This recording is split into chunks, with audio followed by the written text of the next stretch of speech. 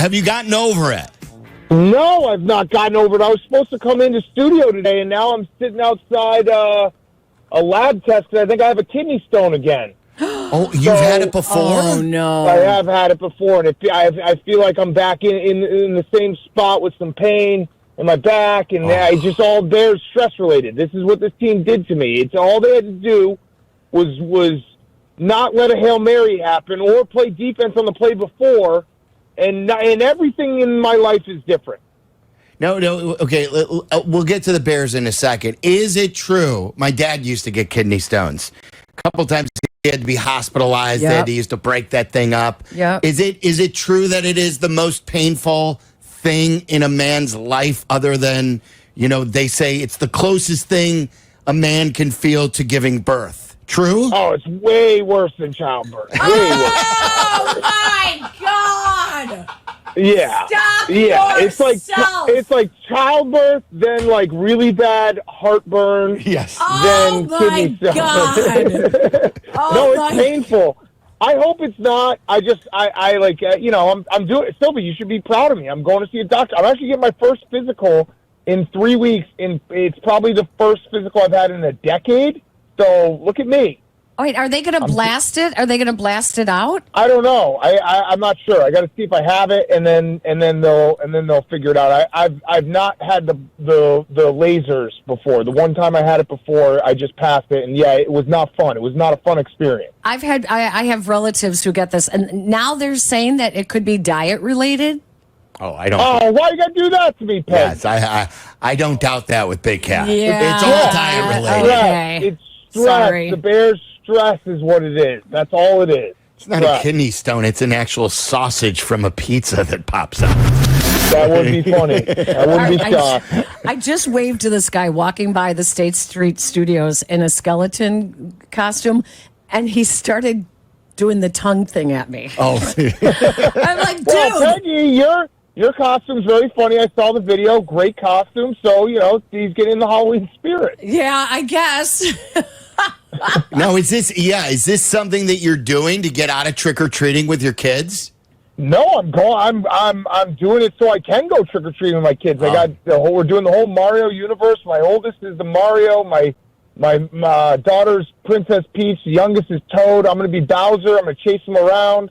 So I'm excited. We put on all our costumes last night. They got up at 5:30 in the morning this morning to wake me up because they thought they could go trick-or-treating right away. So, yeah. That's great. That's great. Yeah. Were you always a Halloween guy? I was. I mean, Halloween, I think, is like there's like a little, spot where you probably don't, participate. Obviously, college is big. When you're a little kid, it's big. Then you hit a little spot, maybe in your late 20s where you're like, are we still doing this? But with little kids, it's the best holiday. They get so excited. It's all we've talked about in my house for like 2 weeks. So I love it. I love every second of it. Is there a limit on the candy for them, or are you going to let them eat the candy until they throw up? There'll be a limit. There will be a limit. The big issue I have, and it's I'm hoping, in a weird way, I might hope for a kidney stone because then I can get some sympathy. But my wife bought the king size candy bars like 2 weeks ago. I found them. I don't know if she knows that I found them. So I think when she goes to put them out tonight, she's gonna be like, "Where are half of these?" So, that's funny. I might have to do some fast talking when that moment comes. Which ones were they, by the way? Which candy bars? It was everything. It was literally everything. It was incredible. My house was like a 7-Eleven the last 2 weeks. It was incredible. I was eating Butterfingers, Baby Ruth, Sour Patch Kids, everything. Reese's Cups. Yeah. Reese's is the best. Reese's is the 1-1. Yeah. Yes. That's where Abdallah, I think it was Abdallah, who tried to tell me that Reese's Peanut Butter Cups are not considered a candy bar. What? Yeah. Well, he's stupid. He said it's a cup. It's not considered a candy bar. Oh, come on. Well, I guess what are like technically it's not a Rolos, bar. right? Those are little mini cups. I love Rolos. Yeah. Rolos are good. Rolos are good. Throw the Milk Duds in the trash. Yeah. The Milk Duds. Yeah, throw those in the trash. Those are the ones I hate. I still could do a Milk Dud, but they do stick all over your teeth. Yeah, you're chewing it for like 3 days after. Yes, that's right. All right. So speaking of chewing it for 3 days after that's this Bears loss. It's the milk duds of losses. So, Yeah. So all right. What pissed you off the most of all of it, besides watching it with PFT?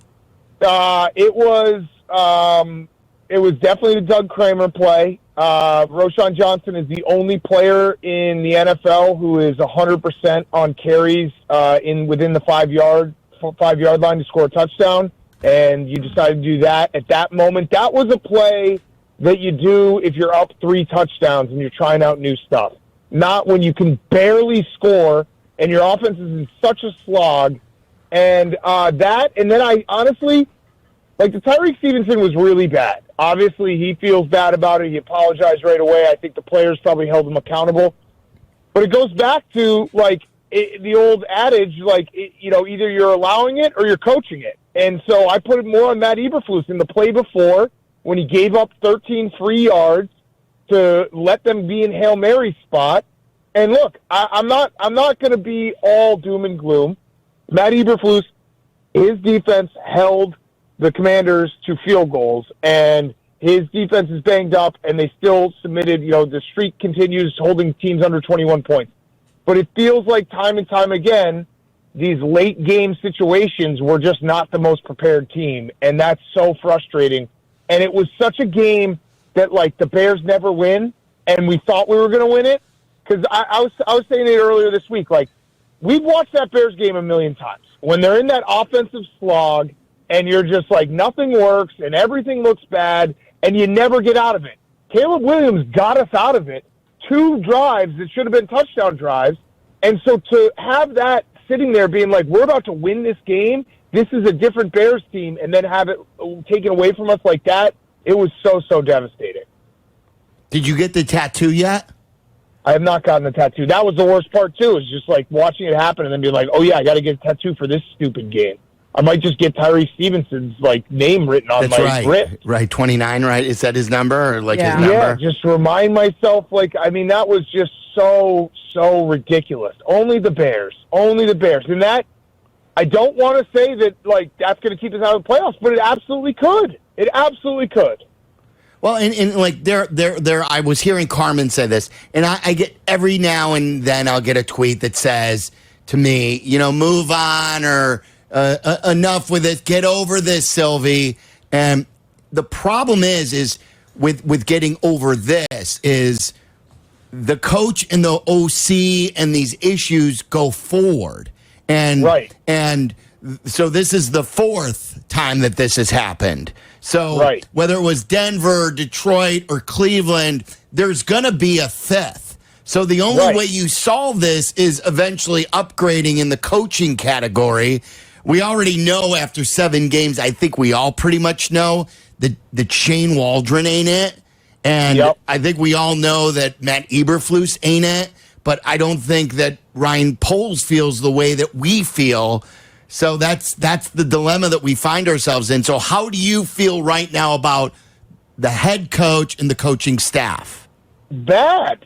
And because I really think that the most disappointing part of this season so far, and there's still positives to look at, and there's still a lot of games to go, but I think in that locker room, and you saw them talking about it, I think that locker room thinks they should be a 6-1 team.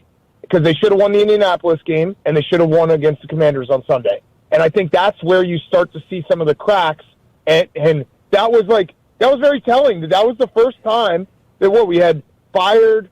Who else? It was Byard, Jalen Johnson, Cole Kmet, like a lot of guys making comments where it felt like the first time where there was a little bit of a crack coming, where it's like, hey, this team feels like they should be in a better place than they are. And when you lose that as a coach, you're in deep, deep waters, because those guys know if they're being put in the best position to win a football game or not. And the Bears, especially off a bye, I forgot to mention that. That was maybe the most frustrating thing, is that off a bye, we looked like that for 3 quarters. And I said it when the game started and we got the ball first. I said out loud, I was like, gosh, I wish we didn't get the ball first, because I knew it was going to be a 3-and-out. And it's like, almost just handing over a possession to start the game. And it just once, I want to see the game start and the team look like they're ready to go. So what would have been better for Shane Waldron and Matt Eberflus to say, you know what? It's on us. It's on us. After looking at the film and looking at the tape, maybe not in that situation, even though we really like that play. But the fact that they both doubled down, they both said, listen, we go over it on Saturdays, all the plays that are going to be in our playbook for the goal line, for this personnel package against this defense, and these are the plays we like. Like, what would have been worse? I think by them not giving in a little bit, that now you go, all right, you just put 1 foot in the water. You just put 1 foot in the water. It's a great point because, look, Coach cliche speech after a game, like, we don't really care, but you can clearly not say the right thing, and that was that. Like, it took Matt Eberflus till Wednesday to admit that the not playing sideline defense on the play before the Hail Mary was the wrong call. Like, he was saying after the game, that play doesn't matter. Of course that play matters. You can't do a Hail Mary from your own 30-yard line. So it's like, it's not just like, all you had to do was get up there and be like, hey, this one's on me. And we all know it's a cliche, and we all know that it's just coach speak, but at least it's just a little bit of an admission that something went wrong there, and it starts with the head coach. For him to take 3 days to admit that is preposterous to me. I'm with you. Yeah, it's. I'm going to Arizona, by the way. I'm taking the kids we're going to taking the family. We're going to Arizona, and we're going to try and rally them back and get. This is it for all the joking. Like you keep saying on your broadcast too. On Pardon My Take. That you keep going in and saying this is must win. This is must win. This is must win. Like this is as close to must win without it being a mathematical must win as possible. It absolutely is. And it's also, it will tell everything about this team. It will tell you everything about this team, how they get off the mat, because you can't lose in a more tragic way. So to then have to travel to a Cardinals team that's playing pretty well, and we're still banged up. I mean, I'm starting to get, I'm sure you guys have talked about it, but get a little concerned about Brisker's concussion. It's been a while now, and that feels like a concerning thing. And same with Gordon's hamstring. It's starting to get me a little concerned. But the Cardinals, Kyler Murray, he did it last year. He played pretty well against us, and that was a really bad Cardinals team. Remember at the end of the season. So I'm definitely worried about this game. And the only thing that gives me a little bit of positivity going into this matchup is the Cardinals are pretty bad at rushing the passer, and I'm hoping that Caleb gets a little bit more time, because watching that game on Sunday, Jaden Daniels just had so much more time than Caleb Williams, and it was just. And I know people will say obviously we're biased, but I thought what Caleb Williams did in that fourth quarter just reaffirmed everything I believe in him. As bad as it was for 3 quarters. We've never had a guy who got us out of that. And he got us out of that with some really gutsy plays. And so I'm still so high on him. It's just, can the offensive line, can Shane Waldron, can the defense still be playing at this level? It's everyone's got to do it. Everyone's got to chip in. To your point, the injury report came out while we were having crosstalk before we brought you in. Jaquan Brisker, again, was a DNP. He did not participate. And again, Saturday is the 4-week mark since he suffered the concussion. So he's still obviously not out of concussion protocol. And I don't think, except for Montez Sweat, who went from DNP to limited today, the injury report is not good. Karan Amagaji, DNP, Kyler Gordon, DNP. And then probably the worst news of the day, besides Jaquan Brisker, was Jenkins went from limited in a walkthrough to did not participate today. Oh, boy. That's bad. So go. We'll see what he does tomorrow, but Braxton Jones still DNP, and Bates limited, Sweat limited, Borum full. But, yeah. And I'd like to make you saw the Vikings went and traded for a guy. They got Cam Robinson from the Jaguars because they suffered an injury on their offensive line. Why can't we? I don't know. I think he will. I think he's going to end up doing it next week. Okay. Maybe Bates and Borum play this week, and maybe they play Nate Davis. Yeah, it's gonna be. They got it. The thing that I've been preaching from the beginning, I know that the offensive line, and it's an excuse everyone can point to, but like your offensive line is a weakness. Figure out a game plan to make it work. Like going into the game, you're not going to be able to give Caleb Williams more than 3 seconds every drop back, probably less most of the time. So figure out a way to game plan around that and play to your strength. All right, let's shift gears. The fans in New York on the ball. Yes. How do you feel about that? Okay, so I don't know where your guys' take is, but I'll give you my honest take. The second guy grabbing Mookie Betts' wrist, very bad. Very, very bad. Whole thing, not great. But it happened, and if you can't find the humor in it, I don't know if I like you. Because, here's why. If it were any other team, I would probably not find it funny. If it were the Tampa Bay Rays, I'd be like, what are those fans doing? The San Diego Padres, what are those fans doing? There's something very funny about a stereotype proven to be true. And those guys were so New York and so such true. scumbag Yankee fans that I had to laugh. Like, they were central casting scumbag Yankee fans that it was funny to me. I don't want to see fans doing it. I don't think that, they should have lost their tickets, but after it happened, once it happened, it's like the fact that they were saying, like, we got a D up on the wall, like, it's crazy. It's insane. They think they're part of the team. Do you think? What did you say about the tickets, though? You don't think they should lose their tickets, or you do? I thought they should have lost I thought they should have lost their tickets. That was a nice thing that they did, where they gave it to a kid who's battling cancer. I thought that was the right thing to do, and they could maybe reassess next year. But they should have lost their tickets for Game 5. But it was. I laughed at the quotes where they're like, Mookie was swearing at us, not good. Like, they were just such scumbag Yankee fans that I had to laugh. Jesse took a lot of flack over this. He was on today because, the one regret he had was that he used the term beaut, short for beauty, instead of saying piece of work. Like, he said it was 3 a.m. He was and he didn't want to name call, like you just said, like how you said scumbag Yankee fans. He didn't, as a reporter, want to name call. So he kept thinking that this guy was such a piece of work. He was really a beaut, as someone would say. And he says if he had a do-over, that's the one do-over he would have. He should have said scumbag Yankee fan, because that's not name calling. Honestly, that's not name calling. If you told those guys you're a scumbag Yankee fans, they'd be like, yeah, we are, and we're proud of it. Like, that's a compliment I'm giving them. How do you think? What do you think, Peggy? I couldn't believe that the guy kept pulling on Mookie Betts' wrist. Oh, yeah. I was like, he could have gotten hurt. Yeah. He totally could have gotten hurt. It was the oddest thing to me. You look and you go, okay, Jeffrey Meyer was a 12-year-old kid. Right. And he was just catching a ball, doing a home run, and helping the what team. Everyone does, right? Helping the team. Yeah.